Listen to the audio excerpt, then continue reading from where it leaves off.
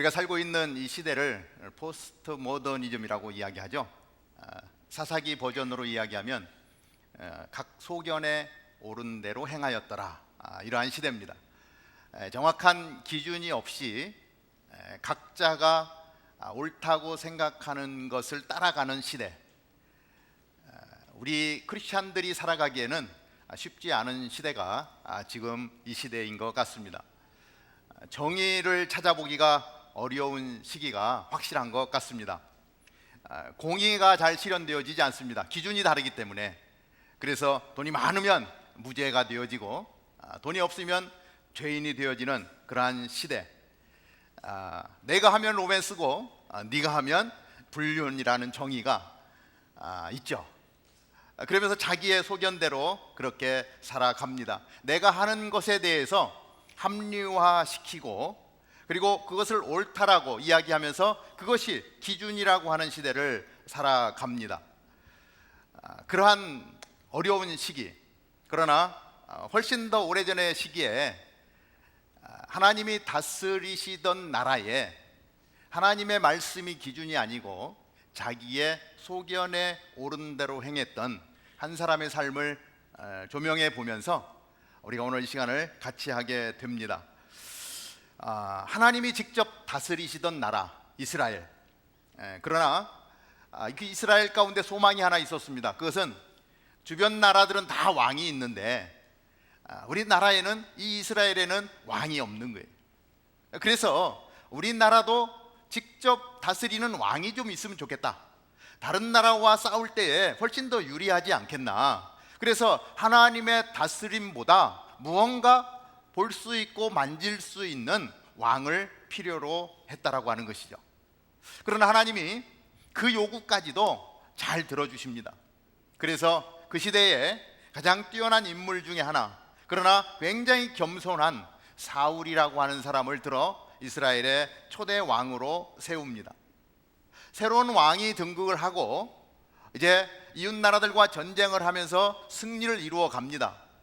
하나님이 다스리시던 나라에서 이제 새로운 왕이 섰지만 그럼에도 불구하고 하나님은 그 나라 가운데 함께 하셨고 순간순간 기적의 역사로 함께 해주시고, 특별히 하나님의 종 사무엘을 통해서 하나님의 말씀을 끊임없이 공급하는 그러한 시기를 살아갔습니다. 그러한 와중에 이제 새롭게 세워진 사울 왕에게 하나의 미션이 주어집니다. 그것은 아말렉이라고 하는 민족을 쳐서 진멸시키라고 하는 것입니다. 우리가 읽지는 않았지만 우리 15장 3절에 이렇게 기록을 하고 있습니다. 이 사무엘이 사울 왕에게 찾아와서 하는 말입니다. 하나님께서 말씀하셨는데 지금 가서 아말렉을 쳐서 그들의 모든 소유를 남기지 말고 진멸하되 남녀와 소아와 젖먹이는 아이와 우양과 약대와 나귀를 죽이라 하셨나이다. 하나님이 지금 이스라엘 나라를 들어서 사용하시는데 아멜렉이라고 하는 나라를 치라는 겁니다. 그런데 그 내용이 좀 굉장히 섬뜩합니다. 왜냐하면 모든 소유를 남기지 말고 진멸하라는 거예요. 그러면서 구체적으로 어떻게 해야 되는지를 말씀해 주고 계세요. 그것이 남녀와 소아와 젖먹이는 아이와 우양과 약대와 나귀를 죽이라 하셨나이다. 중동에서 들려오는 전쟁의 소식을 들으면 민간인이 몇 명이 사망했습니다. 거기에는 어린아이도 있었습니다. 어린아이의 죽음을 대하면 참 가슴이 아픕니다. 그런데 오늘 하나님의 명령이 소아와 젖먹이는 아이들까지 다 멸하라고 하는 굉장히 끔찍한 명령을 내리고 있는 것을 보게 됩니다. 그 사명을 받은 사울은 백성들을 소집합니다. 그래서 21만 명이라고 하는 군대가 만들어지고 아말렉과의 전쟁이 벌어집니다. 그런 상황 가운데 우리가 한번 생각해 보는 것은 어떻게 하나님이, 사랑의 하나님이, 은혜의 하나님이 이 소아와 젖먹이는 아이들까지 다 죽이라고 명령할 수 있겠는가? 정말 하나님 맞나? 이런 생각을 좀 해보게 됩니다. 그러나 어쩌면 우리가 잘 이해하기 쉽지 않은 내용인데, 왜 하나님이 이러한 명령을 내렸을까? 그것은 한 400년 전으로 거슬러 올라가야 됩니다. 하나님이 이스라엘 백성들을 애굽 땅에서 인도하여 내실 때에, 그래서 젖과 꿀이 흐르는 땅을 예비하시고 그 땅으로 인도하시는 과정 가운데, 이제 그 이스라엘 백성들이 그 광야길을 걸어갈 때 제일 먼저 전쟁을 벌였던 족속이 바로 이 아말렉 족속이에요. 그 새로운 땅을 향해 나아가는, 그래서 유랑자의 삶으로 살아가는 이스라엘 백성들을 공격했던 민족이 바로 이 아말렉이라고 하는 것이죠. 그것도 이스라엘 민족이 맨 앞서 가면은 연약한 지체들, 또 몸이 불편한 사람들은 뒤로 이렇게 처지게 되잖아요. 그래서 맨 뒤에 처진 사람들을 이 아말렉 족속이 가차없이 그냥 진멸하는, 그래서 공격해서 이스라엘이 엄청난 어려움 가운데 빠지게 됩니다. 하나님은 그때 그 이스라엘을 인도하시는 과정 가운데 이스라엘 민족 가운데 엄청난 피해를 입힌 아말렉의 범죄에 대해서 간과하지 않으신 거예요. 내가 이 죄악에 대해서 분명히 심판하리라. 많은 시간이 흘렀지만 하나님은 그 죄악에 대해서 분명히 심판하신다라고 하는 약속을 하셨기 때문에 오늘 이제 이스라엘이 자리를 잡고 새로운 왕이 섰을 때에 하나님은 심판의 칼날을 드시는 겁니다.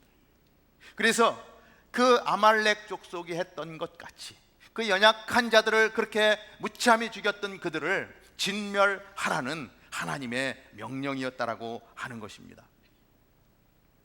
사울은 군대를 소집하고 아말렉과의 전쟁을 벌이는 과정 가운데 승리를 취합니다.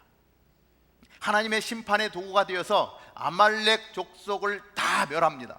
그러한 과정 가운데 하나님의 명령은 다 멸하라는 거였어요. 하나도 남기지 말라는 거였어요. 이스라엘 가운데 행한 그 죄악에 대한 심판을 행하라는 거였어요. 그런데 사울의 마음에 다른 마음이 들어옵니다. 너무 좋은 동물들이 너무 많은 거예요. 그래서 죽이라고 한 군인들은 다 죽이고, 그런데 그 가운데 너무 잘 키운 짐승들, 양, 소 그냥 다 죽여버리기에는 너무 아까운 거예요. 이것은 가져다가 하나님 앞에 제물로 올려드렸으면 좋겠다, 이런 마음이 드는 거예요. 그래서 사울은 하나님의 말씀대로가 아니라 자기의 소견에 오른 대로 전리품을 챙깁니다. 그리고 이 사울은 내가 이 전쟁에서 승리를 이루고 전리품까지 가져가면 하나님이 굉장히 칭찬하실 거야. 그리고 하나님 앞에 이 제물을 올려드릴 때에 하나님이 영광을 받으실 거야 라고 하는, 그래서 사무엘을 통해서 칭찬받을 그 하나님의 앞에서 그 자기의 그 왕으로서의 권위를 드러낼 수 있는 아주 귀한 시간이라고 생각을 하고 돌아오게 되었습니다. 그러나 그것은 사울의 착각이었다라고 하는 것이죠. 하나님은 이 사울에게 칭찬은커녕 큰 책망을 하십니다. 아말렉 족속에 대해서 진멸하라고 말씀했는데 불순종했다라고 하는 거예요. 불순종 정도가 아니라 악을 행했다라고 그렇게 말씀하세요. 우리 15장 19절에 이렇게 기록을 하고 있습니다. 어찌하여 왕이 여호와의 목소리를 청종치 아니하고 탈취하기에만 급하여 여호와의 악하게 여기시는 것을 행하였나이까? 칭찬 듣기를 지금 기대하고 돌아온 사울이 들리는 하나님의 책망이에요. 사울 왕이 대답합니다. 뭐라고 대답하냐면 20절 21절에 기록되고 있는데요, 사울이 사무엘에게 이르되 나는 실로 여호와의 목소리를 청종하여 여호와께서 보내신 길로 가서 아말렉 왕 아각을 끌어왔고 아말렉 사람을 진멸하였으나 다만 백성이 그 마땅히 멸할 것 중에서 가장 좋은 것으로 길갈에서 당신의 하나님 여호와께 제사하려고 양과 소를 취하였나이다. 사울의 마음은 지금 책망받는 것이 억울했습니다. 왜냐하면 진멸하라고 한 곳에 가서 진멸했고, 그러나 왕은 죽이지 않고 데려왔고, 그 다음에 가장 좋은 것들, 그리고 그것도 내가 가지려는 것이 아니라 하나님 앞에 제물로 드리기 위해서 양과 소를 취했는데 이게 웬일입니까? 라고 하는 거죠. 얼마나 많은 사람들이 자기 기준대로 생각하는지 모릅니다. 우리가 크리스찬으로 이 땅을 살아가면서 참 세상에서 착하게 살고 좋은 일 많이 하면 하나님이 천국에 들여주지 않을까? 아니야, 들여 보내줄 거야 라고 생각하는 거예요. 하나님은 참 좋으신 분이시고 하나님은 사랑이 많으신 분이신데 내가 조금 잘못해도 그 정도는 덮어주시지 않겠나. 이 사울이 지금 생각하는 게 그런 거예요. 하나님은 다 진멸하라고 말씀하시는데 내가 하나님을 위하여 이걸 좀 남겨놨는데 이것이 무슨 상을 받을 일이지 벌을 받을 일은 아니지 않는가라고 생각하는 거예요. 그리고 사울의 생각에는 내가 이것을 가져가면 틀림없이 하나님으로부터 정말 칭찬을 받을 거야. 하나님으로부터 정말 잘했다라고 그렇게 말씀하실 거야. 그리고 백성들이 승리를 이루고 온 나를 얼마나 환영해 줄 것인가. 그리고 이 전쟁은 내가 지금 우리 군대를 이끌고 가서 그 하나님이 말씀하시는 대로 아말렉 족속을 다 멸했는데 누가 한 거예요? 내가 했다는 거예요. 그리고 하나님께 드릴 것도 가져왔기 때문에 하나님이 얼마나 좋아하겠는가. 우리 일상의 삶에서 우리가 신앙생활을 한다라고 하는데 우리는 하나님의 말씀이 기준이 되어집니다. 그래서 하나님의 말씀을 늘 보는데 하나님의 말씀이 멀리 있을 때가 너무 많아요. 그래서 일주일에 한 번 트렁크에서 꺼내거나 먼지를 닦아내거나 이렇기 때문에 이 하나님의 말씀을 내가 늘 묵상하고 말씀에 민감하게 반응하면서 하나님이 원하시는 삶을 살아가야 되는데 그게 아니고 적당히 그래도 내가 뭐 한 달에 한두 번밖에 안 빠지지 않냐, 예배 잘 보는데, 그리고 내가 가서 교회 가서 의자도 날르고 봉사도 한두 개 하니까 그러니까 이 정도면 충분하지 않아. 왜? 나보다 못하는 사람 너무 많잖아. 하나님이 우리 교회에서 몇 사람을 뽑아서 천국에 데려간다 그러면 아마 나는 거기에 꼭 낄 거야. 내 기준으로 내 생각으로 그렇게 신앙생활하고 있지는 않은지 우리는 사울의 모습을 보면서 나를 한번 다시 바라보는 것입니다. 나는 이것이 하나님께 정말 하나님이 기뻐하시는 일일 거야 라고 했는데 정작 하나님 앞에 갔더니 하나님은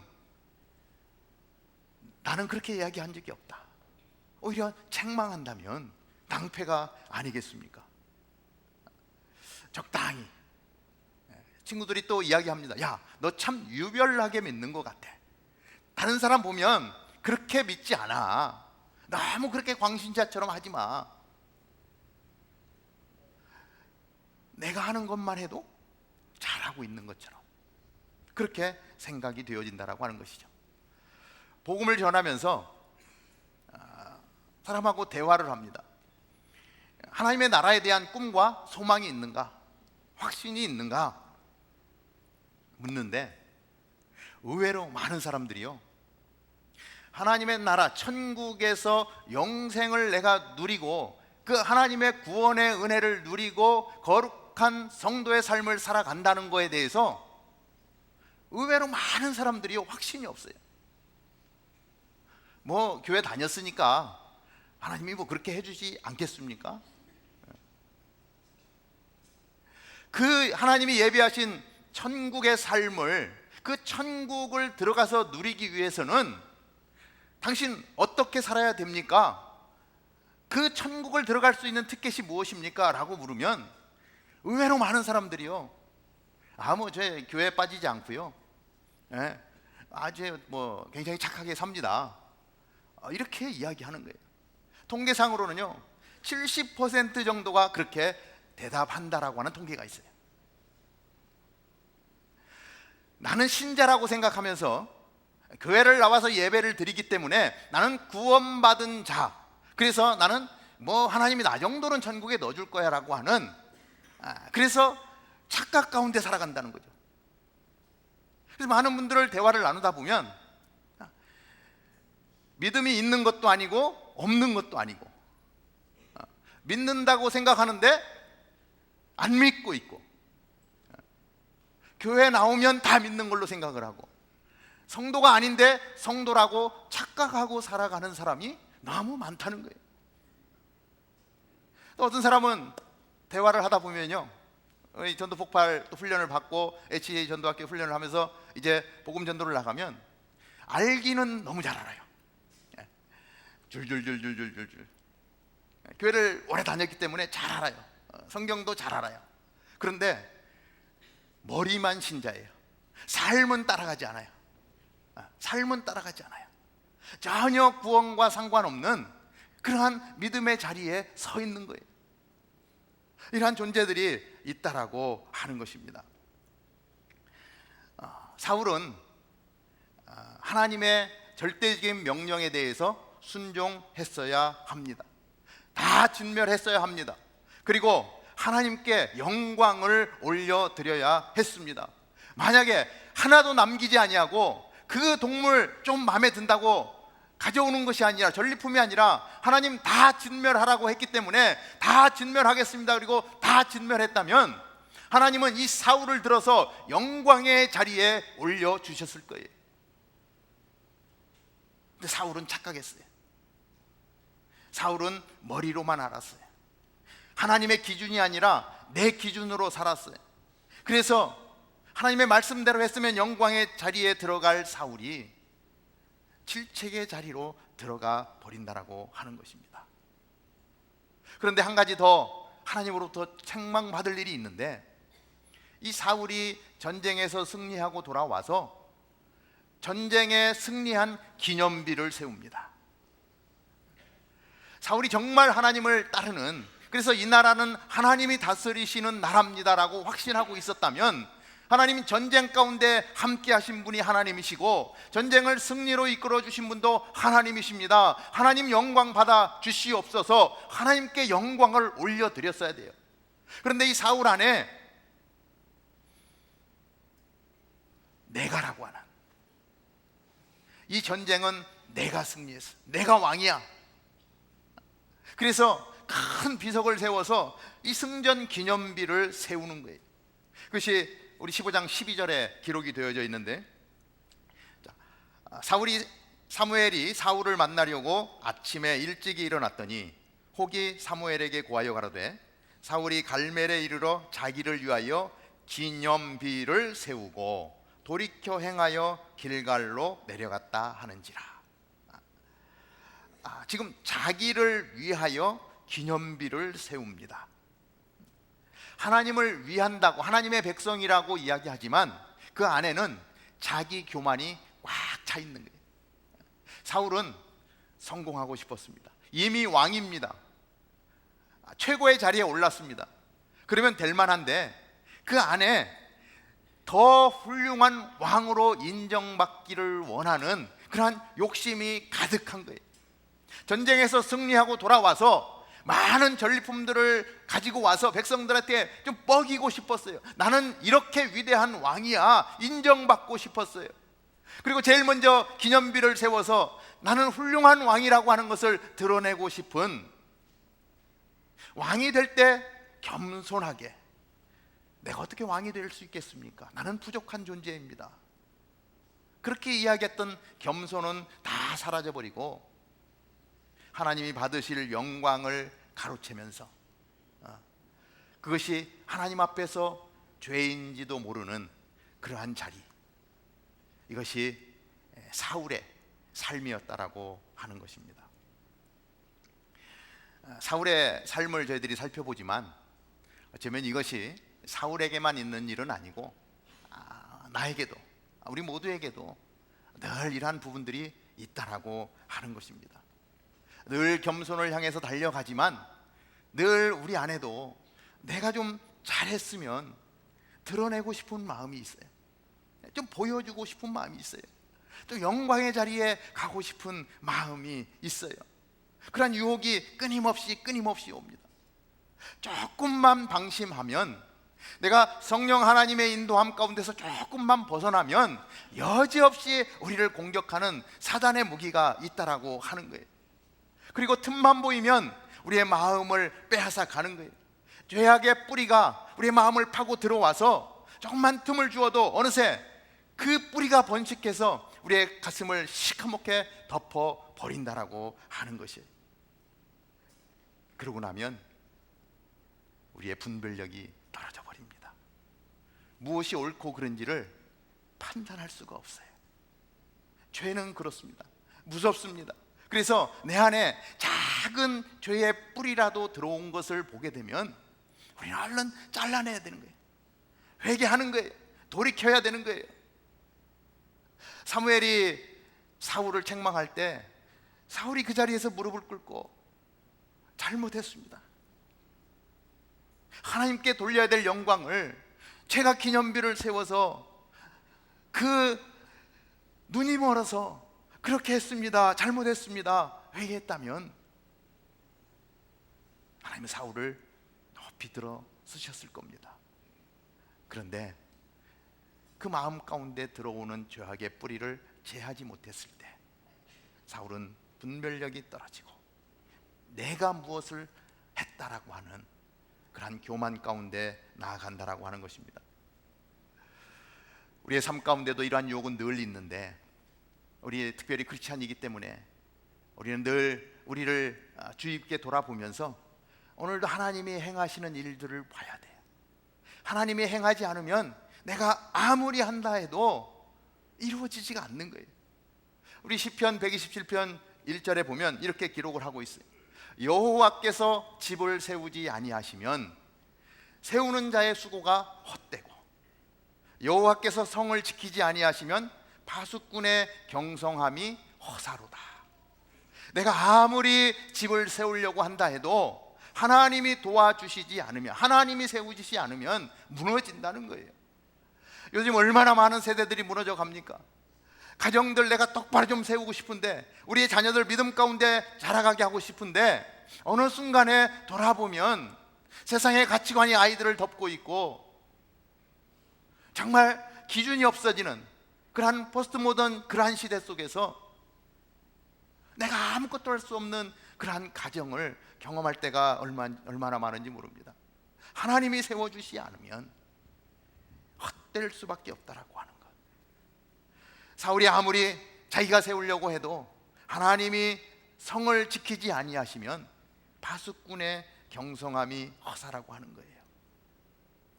하나님을 떠나서는 아무것도 할 수 없다라고 하는 고백으로 우리는 하나님 앞에 나아가야 될 줄로 믿습니다. 이 사울의 마음에 이 사무엘의 책망을 들으면서 불편했던 것 같아요. 그리고 좀 핑계를 대고 싶었던 것 같아요. 그래서 사무엘에게 이렇게 핑계를 댑니다. 저는 그러고 싶었습니다. 그런데 같이 전쟁에 나갔던 백성들이 전리품을 가지고 가자고 얘기하는데 제가 어떻게 그냥 올 수 있겠습니까? 어떻게 다 진멸하고 오겠습니까?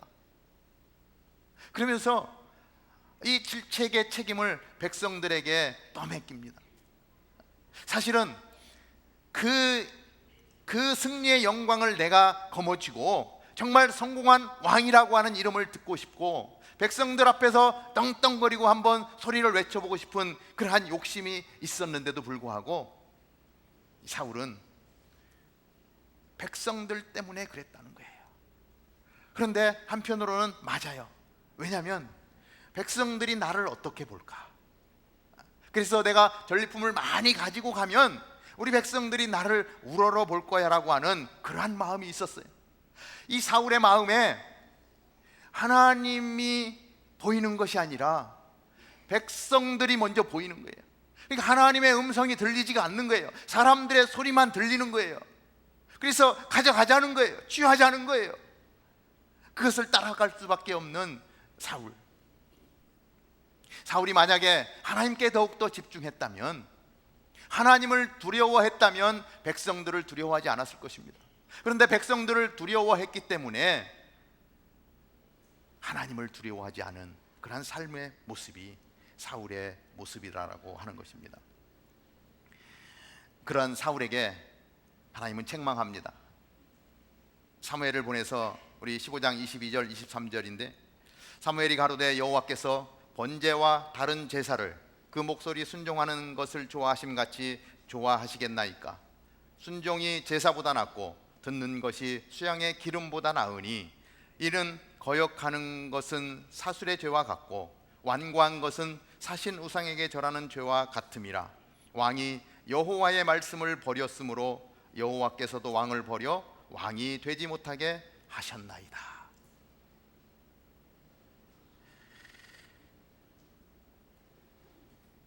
왕의 권위가 실추될까 봐서 백성들을 두려워하고 있는 사울의 모습, 하나님은 이렇게 말씀합니다. 순종이 제사보다 낫고 하나님의 말씀을 듣는 것이 수양의 기름보다 더 나은데 너는 어찌 그렇게 행했느냐?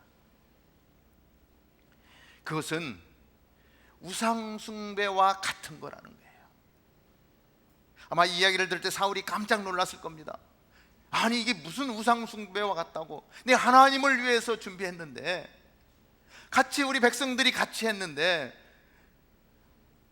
이것이 우상 숭배와 같다는 얘기를 들으면서 억울했을지도 모르겠어요. 그런데 하나님은 분명히 말씀합니다. 하나님의 목소리, 하나님의 음성을 순종하는 것이 좋은 제물을 드려서 제사를 지내는 것보다 훨씬 낫다는 거예요. 하나님의 음성을 듣는 것이 수양의 기름보다 낫다라고 하는 것입니다. 하나님의 말씀을 거역하는 것이 죄악이라고 하는 거예요. 하나님의 말씀이 기준이 아니라 내가 옳은 대로 생각되어지는 것을 행하는 것이 죄라고 말씀하시는 거예요. 그러면서 그것에 대해서 철저하게 심판하시겠다라고 하는 거예요. 내가 하나님을 버렸기 때문에 하나님은 너를 버린다라고 하는 거예요. 너를 버려서 왕이 되지 못하게 하겠다는 거예요.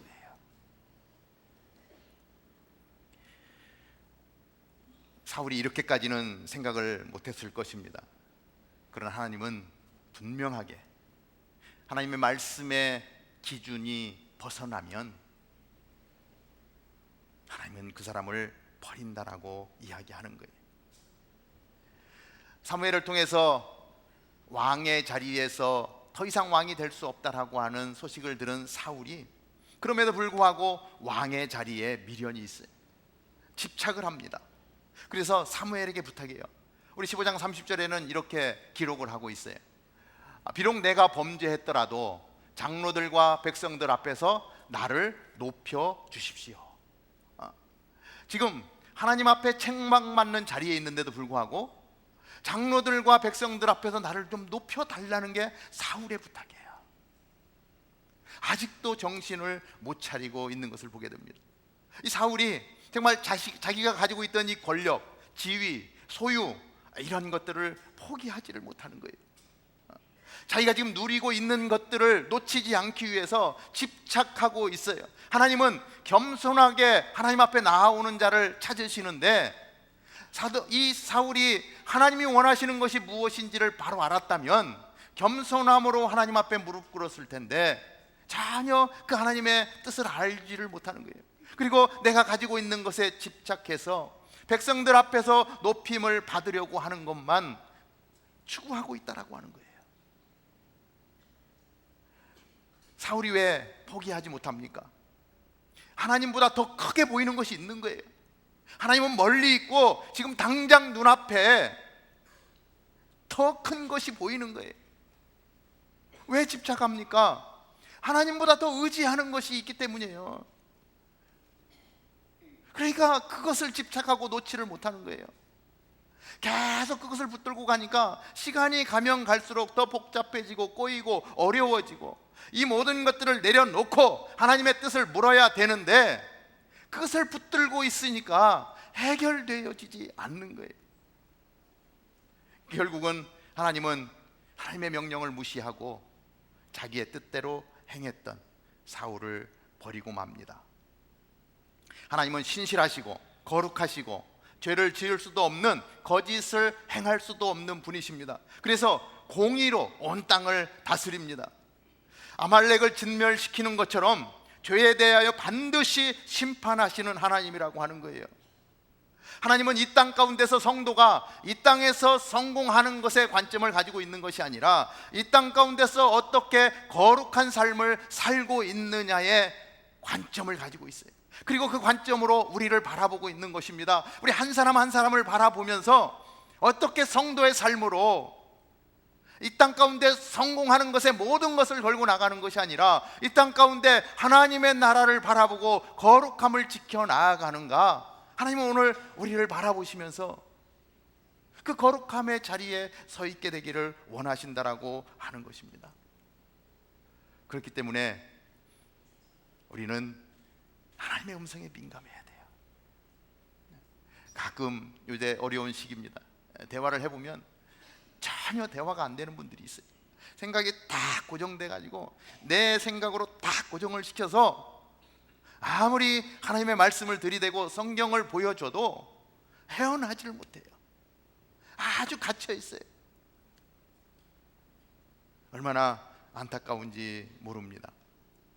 하나님이 우리에게 원하시는 것은 우리의 마음에서 우러나는 순종이라고 하는 것입니다. 우리 미가서 6장 6절에서 8절은 이렇게 기록하고 있습니다. 우리 한번 다 같이 읽어볼까요? 시작. 내가 무엇을 가지고 여호와 앞에 나아가며 높으신 하나님께 경배할까? 내가 번제물 1년 된 송아지를 가지고 그 앞에 나아갈까?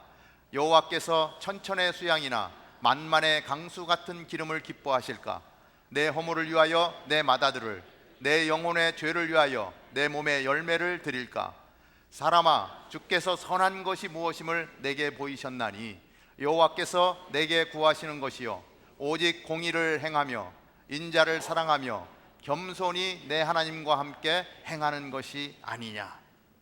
하나님은 천천의 수양, 만만의 강수 기뻐하지 않는다라고 하는 거예요. 내 마음을 다해서, 내 마음에서 우러나는, 그래서 하나님의 그 공의 속에서, 하나님의 사랑 안에서 겸손하게 하나님과 함께 동행하는 것, 하나님은 그것을 찾으신다라고 하는 것입니다. 그러면서 정말 사울이 가지고 온 그 수많은 전리품, 아주 최고의 동물들, 그거 기뻐하지 않는다는 거예요. 거기에 사울의 마음이 담겨 있지 않다라고 하는 거예요. 사울의 마음은 하나님을 떠났다라고 하는 거예요. 하나님은 그것을 기뻐하지 않는다라고 하는 것입니다.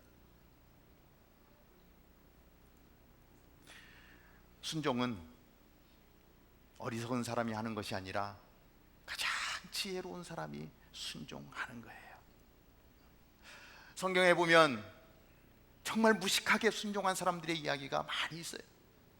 우리가 잘 알지 않습니까? 우리 아브라함, 너를 통해서 하늘의 별과 같이 바다의 모래와 같이 정말 그 많은 후손이 나올 거다. 그런데 그 약속의 성취가 달랑 아들 하나에 이삭 하나 딱 주고 그 후손을 통해서 그렇게 만드시겠다는 거예요. 그런데 그것도 하나님 어떤 시점이 되니까 그 이삭을 제물로 바치라는 거예요. 아니, 하나님 정말 하늘의 별과 같이 바다의 모래와 같이 그렇게 후손들을 준다고 했으면 우리 이삭이 살아야 될 텐데 이삭을 제물로 드리면 하나님의 약속이 깨져버리는데 어떻게, 이거 말도 안 되는 얘기입니다. 다른 방법 뭐 없겠습니까? 라고 질문할 수도 있겠지. 아브라함의 계산으로는 계산이 안 나오는 이 요구를 아브라함은 순종하는 거예요. 자기 아들을 데리고 3일길 모리아산을 향해서 가는 거예요. 흔들리지 않습니다. 마음에 고민은 있었을 것 같아요. 그러나 결국 칼을 들어서 하나님의 명령에 순종하며 나아가는 아브라함의 모습. 오늘 우리의 삶의 모습이 아브라함이어야 되겠다라고 하는 것입니다. 그 아브라함을 향해서 하나님이 뭐라고 말씀하십니까? 네가 나를 사랑하는 줄 이제야 알았도다. 우리 하나님이 우리 여러분들을 한 분 한 분 바라보시면서 네가 나를 얼마나 사랑하는지 내가 안다, 그렇게 말씀하실 수 있게 되기를 주님의 이름으로 축복합니다. 베드로도 그래요. 밤새도록 그물을 던지고 얼마나 힘들었을까요? 그물을 던져도요, 고기가 막 나오면 신이 나요. 힘든 줄을 몰라요. 아무리 던져도 빈 그물만 나오면은요 정말 맥이 빠져요. 저 옛날에 투망을 좀 많이 던져봤어요. 어깨 딱 걸쳐가지고 이렇게 쫙 펴 던지면 동그랗게 원이 그리고 나는데 쫙 끓으면 묵직해지는 거예요. 납이 있으니까 쫙 당기는데 고기가 들어서 멀리 벌떡벌떡 뛰면요 막 신이 나는 거예요. 힘든 줄을 몰라요. 그런데 쫙 펴졌는데 쫙 아무 느낌도 없어요. 그냥 풀하고 진흙만 잔뜩 이렇게 담겨져 나오면 얼마나 맥이 빠지는지 몰라요. 베드로가 밤이 새도록 고기가 제일 잘 잡히는 곳에서 그물을 던지는데 한 마리도 안 나오는 거예요. 야, 이게 더 이상 못해 먹겠다, 너무 피곤해요, 빨리 집에 가서 쉬고 싶어요. 그런데 예수님이 오시는 거예요. 베드로야, 깊은 곳에 한 번 더 던져봐. 주님, 이 갈릴리에서 잔뼈가 굵은 난데 제가 지금 밤이 새도록 했는데 안 됩니다, 내일 하겠습니다. 얼마든지 그렇게 할 수 있어요. 그런데 베드로가 그렇게 하지 않습니다. 아브라함이 순종했듯이 주님 말씀하시면 제가 한번 깊은 곳에 그물을 던지겠습니다. 그리고 그물을 던지는 거예요. 순종할 수 없는 자리에서 순종할 때 하나님의 기적은 일어난다라고 하는 것입니다. 옛날에 한 임금이 충성된 신하를 불렀어요. 그래서 말을 합니다. 여봐라, 여기에 항아리가 있는데 이 항아리에 물을 가득 채워라. 이 신하가 우물에서 물을 길어다가 이 항아리에 물을 채웁니다. 다시 또 떠다가 또 채웁니다. 그런데 가만히 보니까 밑이 빠졌어요. 밑이 다 깨졌어요. 물을 쏟아 부으면 쫙 흘러버리는 거예요. 다시 가서 또 물을 길어다가 또 붓고 또 길어다가 또 붓고 아무리 부어도 이 독에 물을 채울 수가 없는 거예요. 이 정도 됐으면 신경질이 나겠죠. 그런데 이 충성된 신하가 왕의 명령을 따르기 위해서 순종합니다. 그래서 계속해서 물이 흘러도 또 가서 물을 길어다가 붓고 물을 길어다가 붓고 밤새도록 물을 부어서 다음 날까지 물을 길러서 그 물을 항아리를 채우는데 아무리 부어도 채워지지가 않는 거예요. 이제 마지막 두레박을 넣어서 물을 건지는데 탕탕탕 소리만 납니다. 보니까 물이 하나도 없는 거예요. 우물물이 떨어졌어요.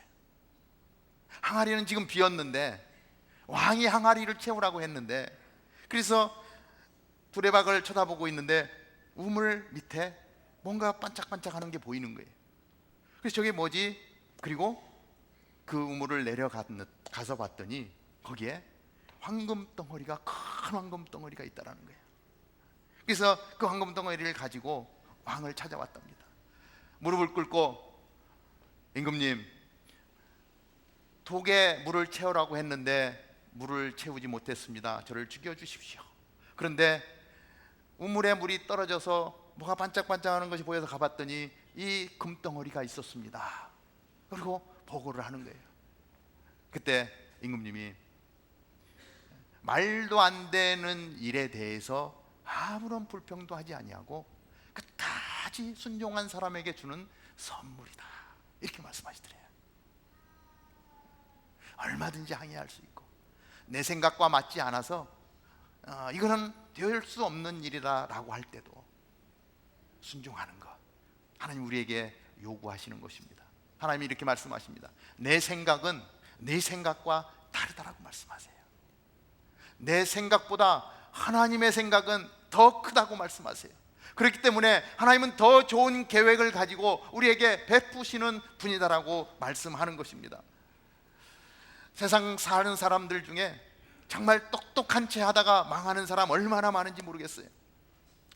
만물을 창조하신 이 창조주 하나님이 충성된 사람들의 그 성실함을 기억하신다라고 하는 것입니다. 유한한 것을 가지고 그것이 영원한 것인 양 착각하고 집착하고 사는 사람들이 있다라고 하는 거예요. 그런 사람들은 하나님 앞에 바로 설 수가 없습니다.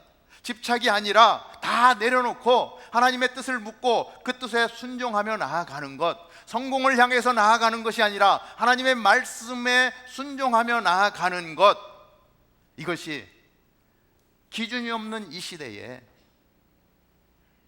하나님이 원하는 삶을 살아갈 수 있는 유일한 방법이다라고 하는 것입니다. 세상의 유혹에 넘어가는 것이 아니라 하나님의 말씀의 기준에서 살아가는 삶, 우리 한 사람 한 사람의 삶이 그렇게 하나님 앞에 설 때 하나님은 우리를 통해서 영광 받으실 줄로 믿습니다.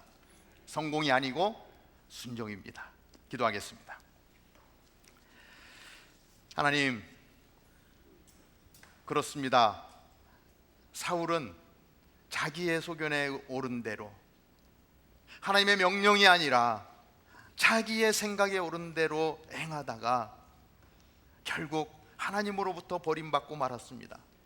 오늘 이 시대를 살아가는 하나님 우리들, 하나님 우리에게도 하나님은 말씀하시고 하나님 그 순종하는 자리에 있을 때에 하나님 정말 우리를 통하여 영광 받으실 텐데, 하나님 혹시라도 하나님의 말씀이 아니라 내 기준대로 움직이고 있지는 않습니까? 사울과 같은 삶을 살고 있지는 않습니까? 오늘 사울을 바라보면서 우리의 삶을 다시 하나님의 말씀 앞에 조명하며 하나님이 원하시는 거룩한 순종의 삶으로 나아갈 수 있도록 인도하여 주시옵소서. 우리를 통하여 영광 받아 주시옵소서. 예수님의 이름으로 감사하며 기도하옵나이다. 아멘.